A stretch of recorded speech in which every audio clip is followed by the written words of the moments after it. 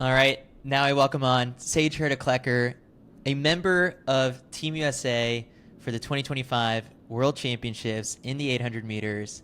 It took a dive at the finish line to make it happen, but finally, I feel like we've been waiting for this moment and for you to break through and make these teams for a while now, and I'm sure the feelings are just as exciting and happy for you, Sage. Like, what's that, I guess, been like processing this result? The initial, it's just been, I'm really excited, I'm really happy, but it's been a lot of relief. It's so weird coming off of USA's and not being crushed. I'm like, oh, okay, like I'm still very tired, but I'm actually excited to get back out there because I don't know, it wasn't like this earth-shattering, terrible experience for me.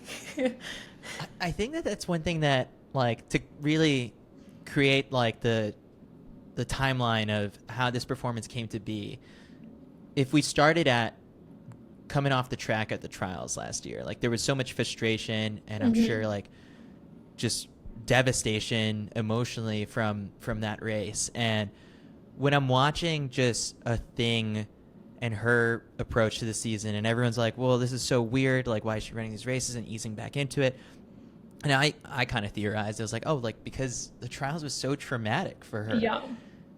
From your perspective, because like you were one of the people impacted by that fall, like what were some of the feelings that I guess lingered from that race, and how long did it take to emotionally get over last year's result? Yeah, I feel like the first month I was definitely going through the motions a little bit and just sort of like, okay, getting out there, getting my runs in. I went up to St. Moritz with the team, like as they were all getting ready for the Olympics, and that was really hard. And it was a lot of like me reminding myself, no, you like running. You should just go out and run. Um, but I was pretty motivated to like put an exclamation point on the end of my year last year. And so it was sort of just like head down, power ahead. I set PRs in the mile and the 800 at the end of last year. And then it didn't really hit me fully until the fall when I realized I was still like very bitter in some ways, especially like all my teammates had such a like they all went to the Olympics and they all, would talk about their amazing experience at the Olympics, and I'm sitting here like, I can't believe I have to listen to this every day. So it took me a little while to realize like, oh, I'm actually going through like these stages of grief a little bit about this like missed opportunity that I had. But I wouldn't say that I kind of feel like I got it fully together last minute, like this year, because I was sort of like, okay, I like running, I like racing, this is fun, but that's like another thing to like fully show up at the US Championships and say, I'm going to make this team because there was just a lot of, I thought I had sort of missed my moment last year. And I was like, I didn't really want that to define me, but then I didn't want to put like way too much pressure on this year because it's not going to like make up for last year. It was really hard. Yeah. I just feel like in the last month I really said, you know what, we're just going to go for it. We're going to put our ego to the side and just see what happens. I'm sure it doesn't get any easier when like kind of that culture of success at the OAC since the very beginning has always been about like, producing multiple people who make teams. And so when you've been attuned to so many conversations and see the photos of your, teammates and training partners at, global championships, like what is the hardest part to overcome from that? And now I guess like you're on the other side of it, like thankfully. hmm Yeah, I mean, one of the harder things is that for the American athletes, it's a lot different than for the international athletes. Like for not for everyone, because some people have like very competitive countries, but for some people it's like they just have to get the standard and they have their ticket booked. And I'm like, I got the standards in like August, September of last year, and that's like the least of my concern. And like the sort of like, okay, you really have to have it on like the right day at the right time in the right moment. That's just like a different level of pressure cooker, and I you feel a little isolated when you're like, you don't even understand what I've been through, which that's a little bit of like that trauma talking too, I think.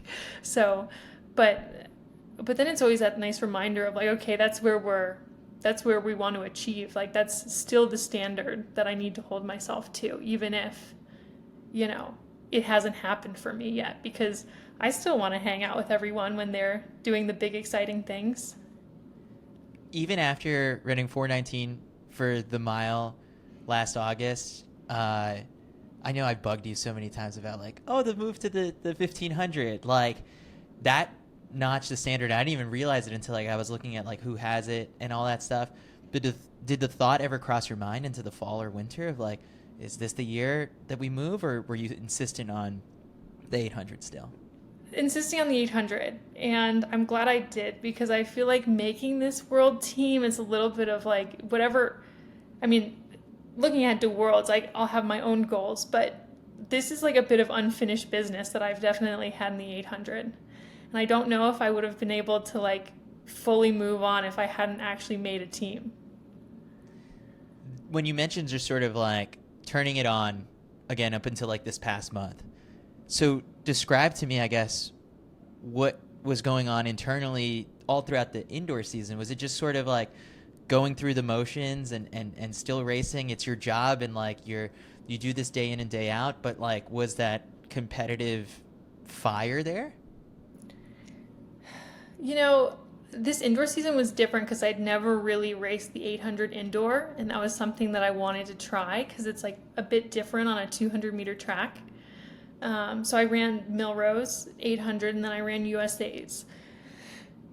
And I still ran like 2 flat in both of those races, but I definitely left indoor USA's feeling a little bit of like, especially with how the race played out, I'm like, I kind of just like fell asleep in the middle, and I closed hard, but I just like was so out of touch.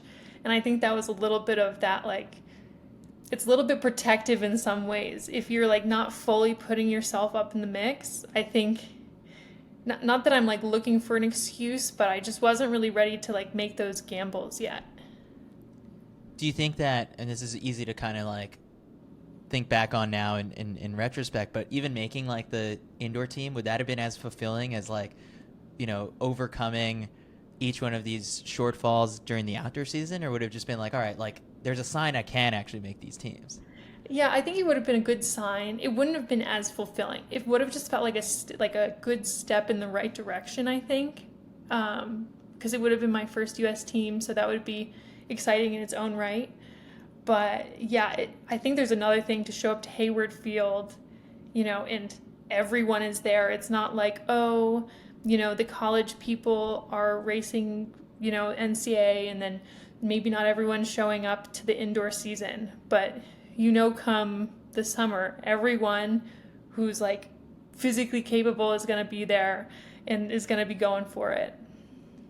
So then when you and Dathan sit down to talk about this outdoor season, what is it about the structure of the racing schedule or the training that you felt, had to be different, or was it just reflective of what you guys did last year to lead up towards USA's? Like, how did you go about sitting down and mapping out 2025?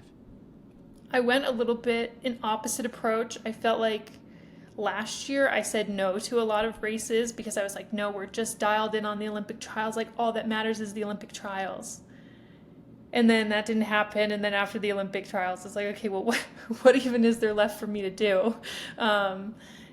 And so I felt like it was more of a say yes to every opportunity type spring. And I really like racing, and I feel like it's a good like training fitness stimulus for me too.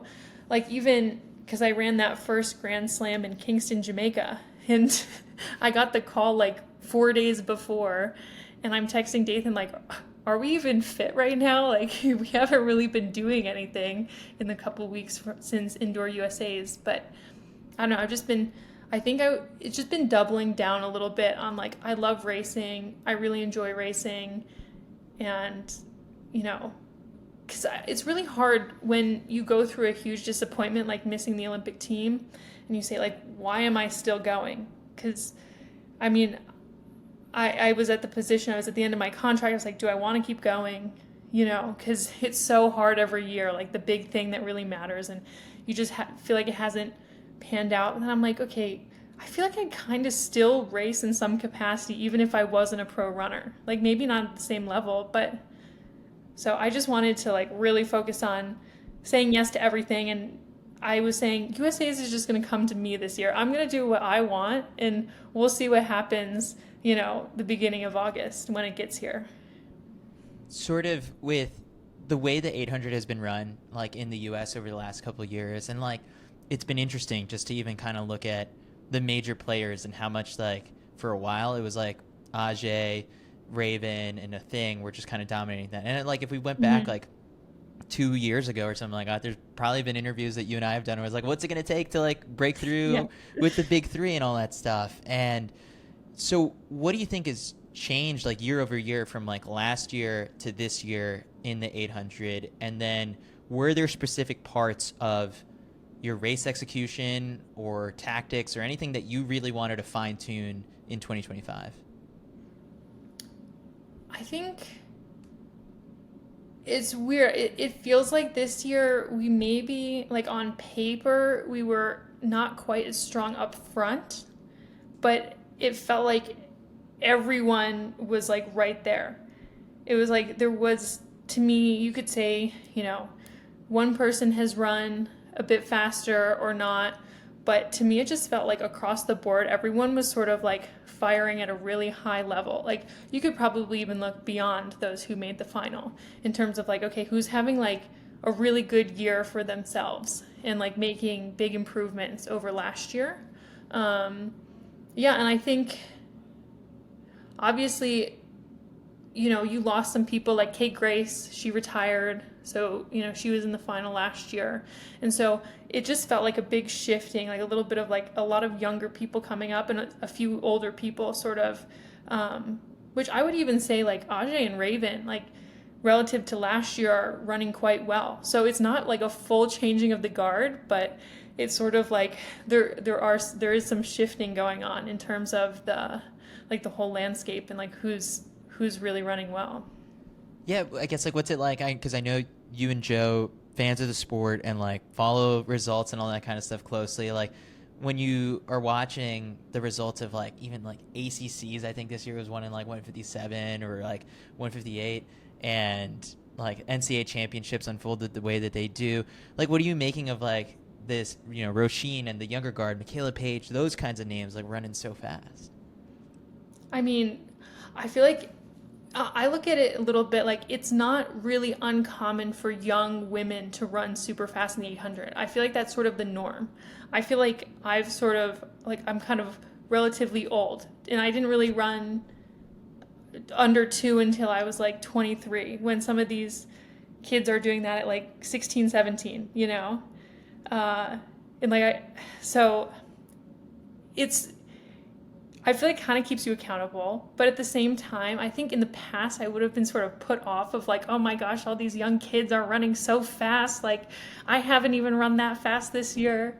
But I don't know. I just think it's really cool. And I think it's just a little bit more of this shift of like, oh wow, like things aren't going to stay the same for like 10 years in a row. Like there are going to be, those next big stars that sort of come up and make their name. We can't just expect it to be like 2020 forever. And it's funny because like you brought up just sort of like, oh yeah, like I didn't break two until I was 23, and then this outdoor season, every single 800 that you've run has been under two. And what do you think of these? Sort of like as we kind of like look back at the results now, it's been 159s. I think it was like 1, 2, 3, 4, 5 in a row. Then come that sound running meet, I think at Oxy, that's when you run 158. What did that race tell you about sort of fitness and things leading into USA's? Well, I mean, I got fourth in that race, and to me that was like more of a rude wake up call a little bit. And I don't know, I wasn't really like 100% at that one. I had a little bit of a cold, whatever, but to me, the two races that I did before that in Europe were a little bit more telling because they were like slower races, and I was like, it was similar, like fighting to the line for the win, ending up third against people who have already run like 157 this year. And so to me, I was like, okay, well, everyone that I'm like going to the line with has run super fast. So I know that my fitness was good. And then going into the sound, it was just a little eye-opening. Like, obviously, I think it just really showed me, okay, these college kids, they're like still ready to go. You never really know, especially with it being so far after NCAAs, like how are people going to be showing up? Have they maintained the fitness? And that was a reminder of like, okay, they're ready. And so I think it just set my expectation for USA's a little bit. More about everyone else than myself, to be honest. First time racing Maggie, right? Yeah. And so did you pick up anything on like her racing style or anything like that? And Megan Hunter as well, like where you're like, okay, this could be valuable to just like put in my back pocket for USA's. I feel like Megan Hunter in particular, especially just because she was sort of the aggressor more in that race, going into the home stretch or like the last 150. So I feel like I definitely learned a lot about Megan Hunter. And obviously I wasn't as surprised that Maggie had run so fast because she ran really well in the 15 last year and she ran a really good 600 indoor. So the whole time I've like from afar, I've been like, I think this girl's an 800 runner. And she proved it. And then I felt the opposite about Maggie. I'm like, she's going to be a great 15 runner. And then the decision, I guess, to run the 800 after that performance, I was like, and then making the team makes so much more sense. Yeah. Yeah. All right. So when we've talked about just sort of like the emotional and how taxing USA's can be, after that meet, like when does sort of like the ramp up emotionally, like to come up and match like where you need to be for the US championships? When does that really start to settle in? Like, oh, okay, you said it's coming to me. It's full on a freight train coming right at you. It was really late, to be honest. Like the day before I left last week, I was like, I don't even feel like it's USA's week. You know, I was like, that's a good sign. I was like, maybe I'm just actually really living in the moment and I'm not and I was like, well, the final's still like 6 days away too, so I probably shouldn't be stressed for 6 days. And then the first round was really weird this year where they only eliminated 5 people in the whole field. And I was like, I could just roll up to this and like just squeak through, you know. It didn't have to be like a full-on effort really to secure my spot to the next round. But it was sort of like I should probably I was the fastest time of that round, but for me it was like okay, I need to like set a tone for the weekend because I was a little bit like, oh, this is just normal meet, like this isn't a big deal. So I really wanted to start off strong and just sort of like go through the motions of what a really good day would be.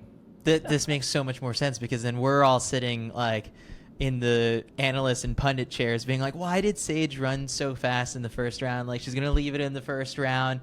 And then it just makes more sense now that you kind of explain like, oh yeah, like that was to really wake myself up for the championships. Yeah.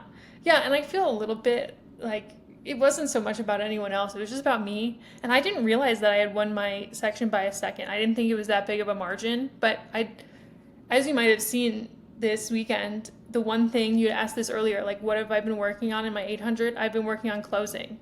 And I just had some free track to run. And so I sort of just like was thinking about my form and getting to the line. And, you know, it ended up being a fast day for me for the first round. But it was more of just like using it as practice for what I wanted to do later in the week.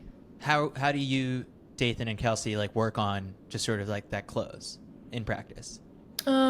We've done a couple of like, normally we would do a 500 time trial sort of like in preparation for race where usually I'm just running super even, but we've been practicing more like, okay, going through 400 fast, but then also like finding another gear the last 100.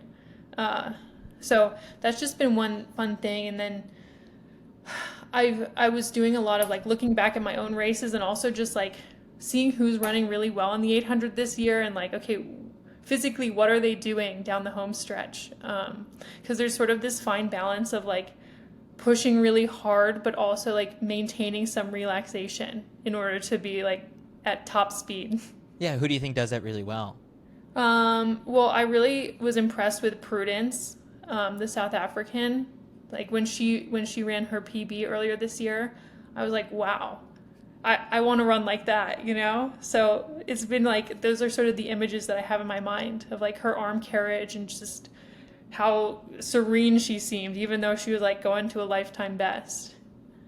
All right, so let's continue on through USA's semifinal. Once again, you run one of the fastest times of the day, 158.4, season's best.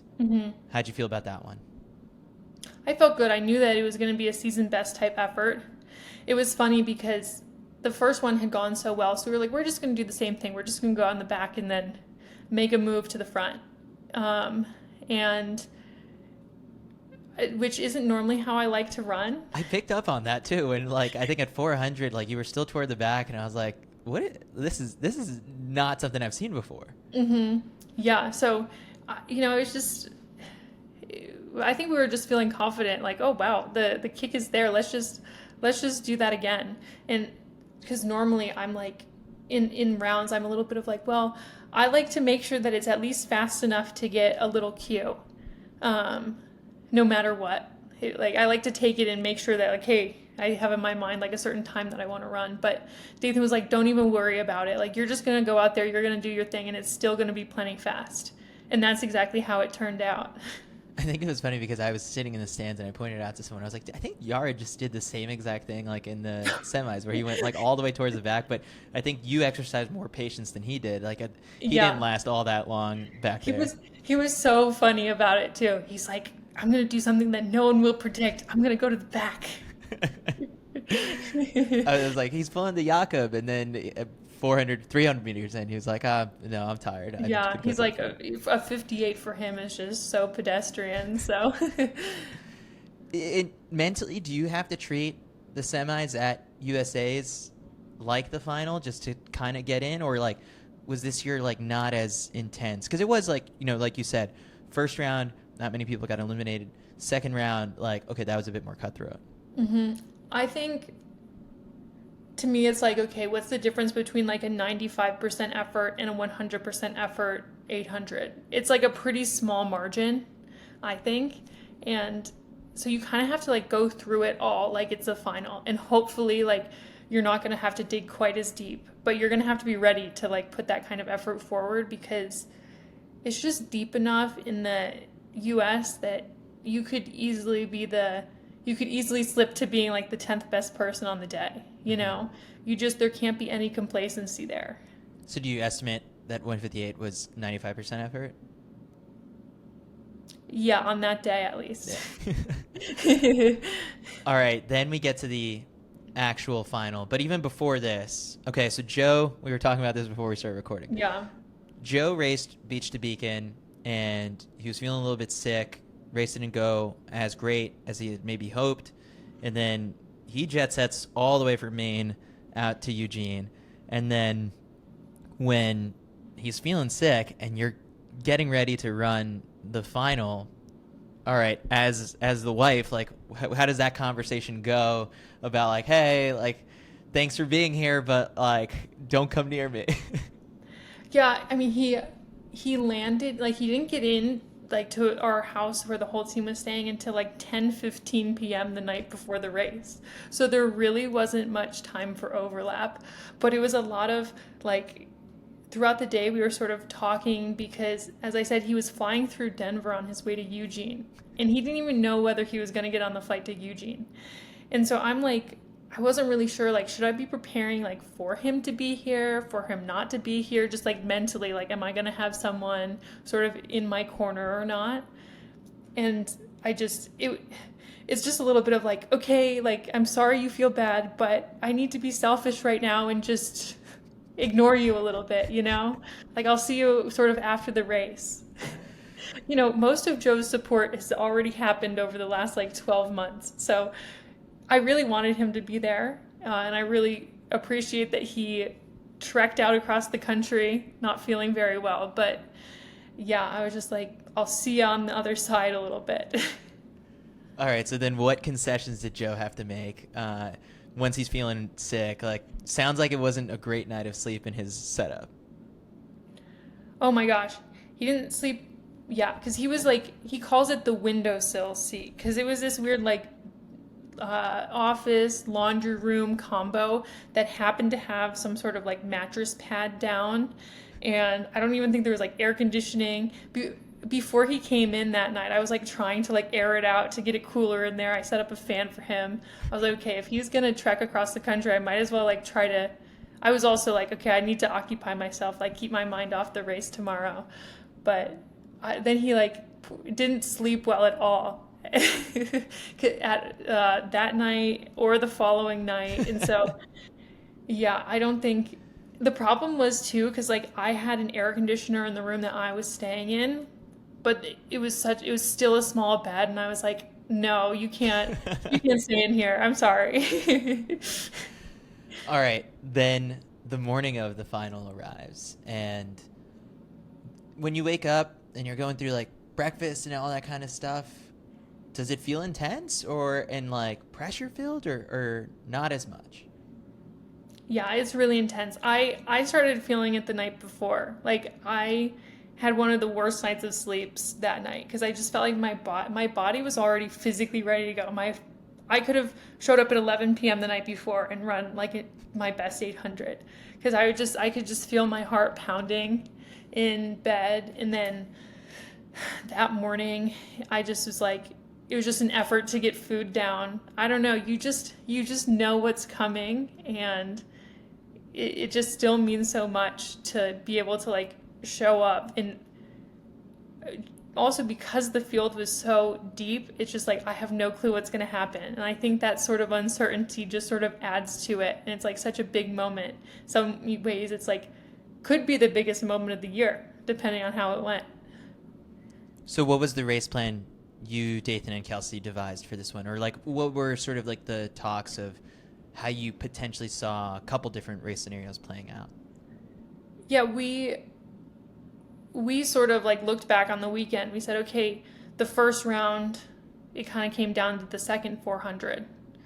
And then the second round, it was sort of came down to the last 200. But then we knew that with everyone who had made it through, it's going to come down to the last 100. It's like just as you get further, if like once the talent level or like the fitness level goes up each round, it's like, okay, it's just everyone's gonna hang for longer. Everyone's gonna be in it for a lot longer. And so we knew that 100 to go was gonna be it. And I was hoping for a faster race. I don't know. I think people can argue these things either way, but I feel like I prefer a faster race because it's just a little bit less crowded. To me, it feels like it could possibly be a little bit more of a fitness thing, especially after like 2 hard rounds. So we were just trying to like get out. I got out further up than I had anticipated, but I also didn't want to be like totally in the back, especially after last year, because I was in the back the first 200 and got stuck behind the fall. So trying to avoid that. And then, I don't know, I think it really wasn't like a real race plan. We were just like moving on instincts and ready to go the last 100 meters. Yeah, I'm watching it back, and like your positioning was you were in third or fourth for most of that first lap, staying out of trouble too. I mean, is it hard for like the thought of when everyone is so bunched up, like not to cross your mind of like, oh gosh, like I hope there's no fall like this time around? I feel like it's just like as everyone's merging in, that's when I'm really thinking about it, especially after last year. And I mean, that happened to Nia too at the 2021 Olympic trials. Like she got taken out in the big merge. So I think to me, like once you get through that point, to me, there's like sort of 2 pressure points in the race. There's that point, and then there's also like coming off the turn into the home stretch where things get dicey, but especially the merge. I'm watching it back, and so after the bell, Nia's pressing from the front, and was that Megan Hunter right there as well? Yeah. That's when you, I think on the backstretch, start to try and make a move up to get up into first, second. What were you thinking there? I think going into it, I knew that I was going to have to start. See, it's weird because this weekend I actually had a pretty good kick. But going into this weekend, I was like, well, I'm not really a kicker in the 800. Like, I need to start pressing from pretty far out. But also just like with when Nia was moving, like I respect her as as a competitor. Like she really knows what she's doing, and it's sort of like, okay, well when she's moving, I need to move too because that's like the move of the race. And I just, as we were heading into 200, a thought crossed my mind of like, I can't believe how fast we're running right now. And I guess when you have 200 meters to go, you have no idea like what's going to happen in the next 30 seconds. Like, Yeah. and you just have to be kind of attentive the whole entire time. Nia's right with you. And then off the final turn, that's when, I guess the Megan Hunter tie up with Addie Wiley happens. Mm-hmm. You avoid that trouble. Were you aware that something had happened just from the crowd reaction or anything? I had no clue. Like, I didn't hear the crowd. Like, I didn't know that happened until like, way later. And once I had looked at the results, I'm like, these splits make no sense. Like, what happened the last 100? But yeah, I feel like that was also a little bit of like, you kind of there. It could be so chaotic that last 100. I was just running so hard. I was like, I'm getting away from anything that's happening here. That also, like, I guess, like the trip up sort of split. Roisin goes over to your right to avoid all the trouble, and Maggie's in lane 3 just charging home. Yeah. I'm guessing you have no idea what's happening to your right, but like it's just you versus Nia down the home stretch. Is that what sort of like your vision was of this? That was my whole experience. Like, and then there was a moment where I sort of felt like I had gotten that sort of partial step on Nia. But I only got to enjoy that for a moment because that one moment, then Roisin came up next to me, and I saw that there was someone on her other side too, and so I was like, okay, like it's on, like we're all here. You're sort of like at that point, just like, yeah, you're giving it your all, but then you, for a split second, it's like there's one, there's two, and it's like, oh no, 3 is between the two of us. Yeah. Yeah, And exactly. the finish line is right there. Both you and Nia, I guess, like are just waving arms at that point. Like I don't think anyone impeded on anyone else there or anything like that. No, But it no, was just, yeah. I watched it back so many times. I'm like, okay, I maybe like started veering a little bit to the inside, but also like my legs were going. Like I felt them, I felt slash saw them coming up to my side, and I had like 2 steps left in my legs before they weren't going to be going at the same speed anymore. Everyone, yeah, was moving forward. Like, I don't think that there would have been any grounds for like a protest, but the thought did cross my mind while I was in the stands. I was like, oh gosh. I was like, Sage just got third. This was super physical, super tight. I was like, the worst thing that could happen right now would be for like a DQ or anything like that. But thankfully, Yeah. everything held up. Yeah, I mean, I wasn't like my body wasn't in front of Nia, and she, I went down because she held her space, and that's why I went down because I just with all that momentum going, she wasn't gonna let me get in her way at all. So it wouldn't be a U.S. championship involving you without a fall. Yeah, I guess so. And then right after the finish line, like you go down.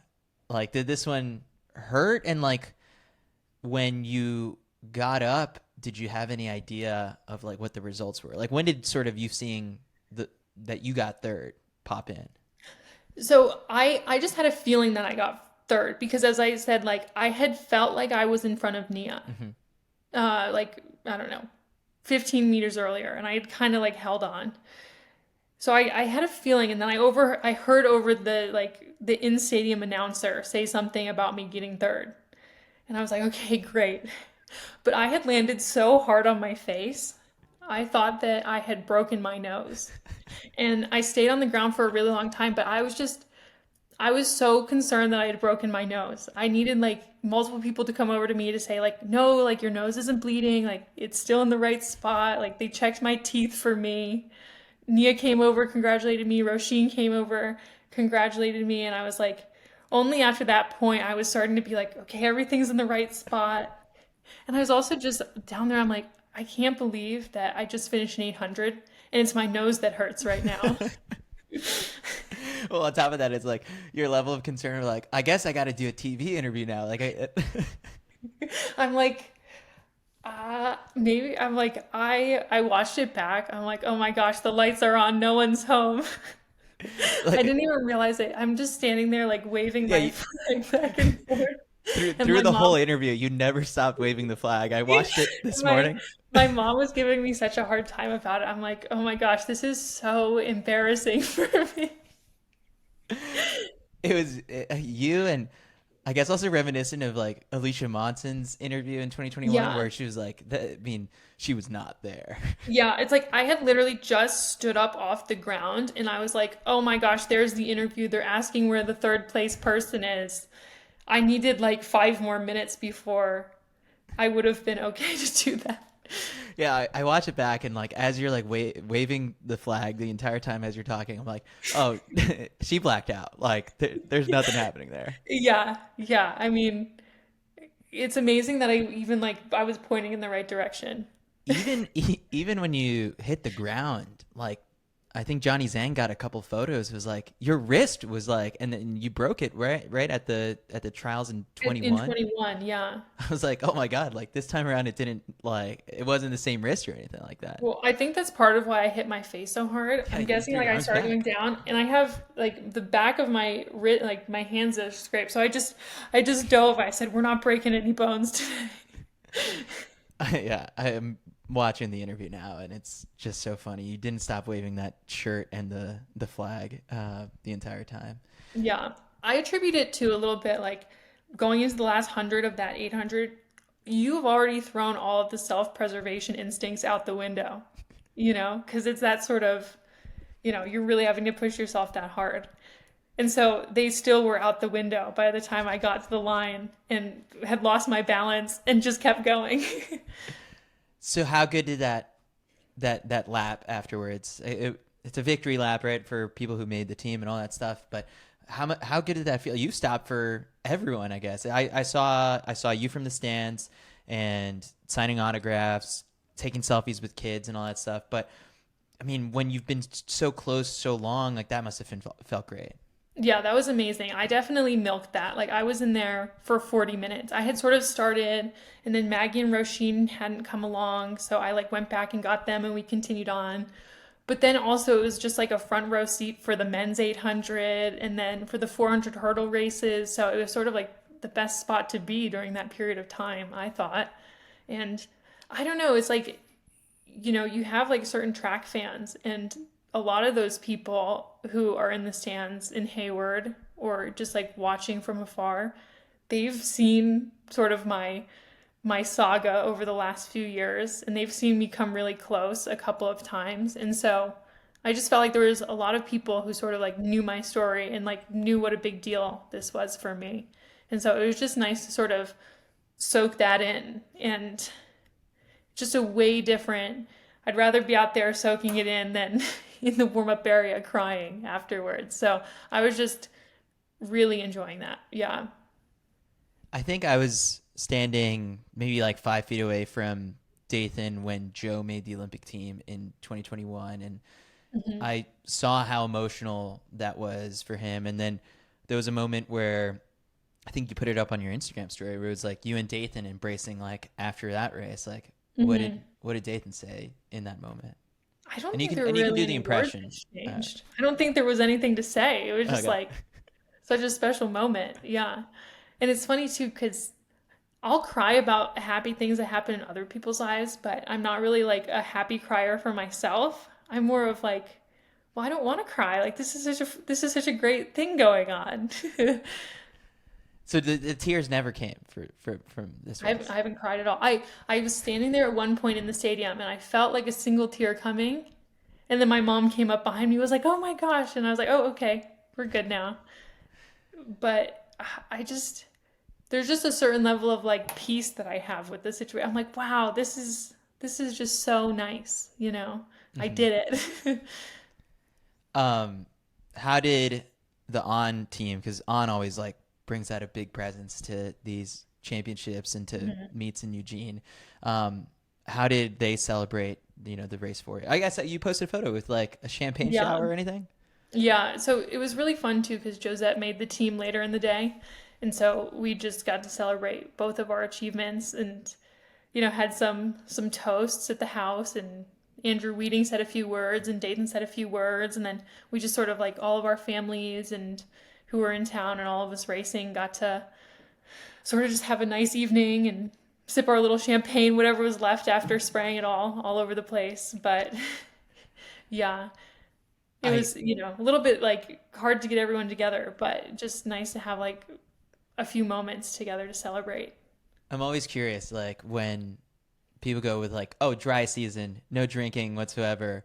That champagne toast, first sip of alcohol, and how long for you? Well, I mean, we'd had some time, so I'd already had a beer. Okay, great. But my last time I had a drink after I paced Faith to the world record. Okay, there we go. So it's That's been fair. just about a month. Yeah. Yeah. That part of that experience, I guess, like, I know it was fun to be part of just like such a historic moment, but is there anything you took away from that you felt like, all right, like that'll be helpful down the road, whether it's just like keying off of the confidence she brings to a race or whatever it is? I mean, she is really remarkable in terms of like the level of expectation that is put on her, and like just like the money and the effort, and even the Breaking Four project the week before, and just she has a whole team, and there's just so many people that sort of like help facilitate her success, and she's out there just getting it done every time and like with relative ease, and it's just so amazing to see. I was definitely a lot more nervous than she was, I think. But then for my own performance, it was really helpful for me to sort of get to that point in that race with Faith and Jess right there.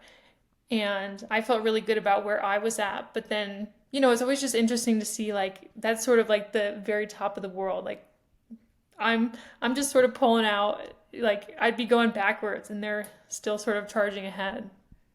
What do you think Faith could run for an 800? Because obviously, like she hasn't in a long time, I think. And when everyone is like talking about Breaking Four and all that stuff, it's like, oh, she's got to be in like at least like 157 shape Yeah. or whatever. But seeing what you've seen and being part of like the race, like what do you think?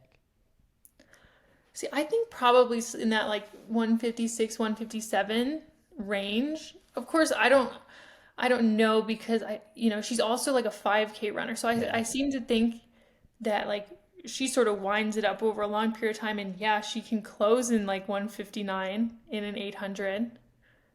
And I think she could still run really fast, but I don't think it's just like it's not going to be at the same level as her 15, No. There's Yeah, just that just takes a different level of speed. definitely.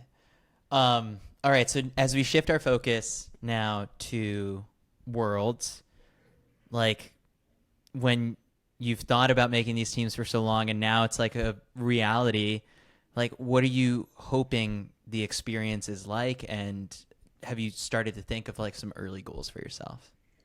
Yeah, I definitely have early goals. And as someone who sat on the sidelines, I'm like, I want to do as well as I can because I know that there's someone at home thinking, I want to be out there. And I'd like to see the US 800 women do as well as they can and like really set the tone for all the rest of everyone who like didn't make the team and is hoping to make the team in years to come. I feel like for me, like to just start out, like you got to get through the first round. That's going to be like a huge.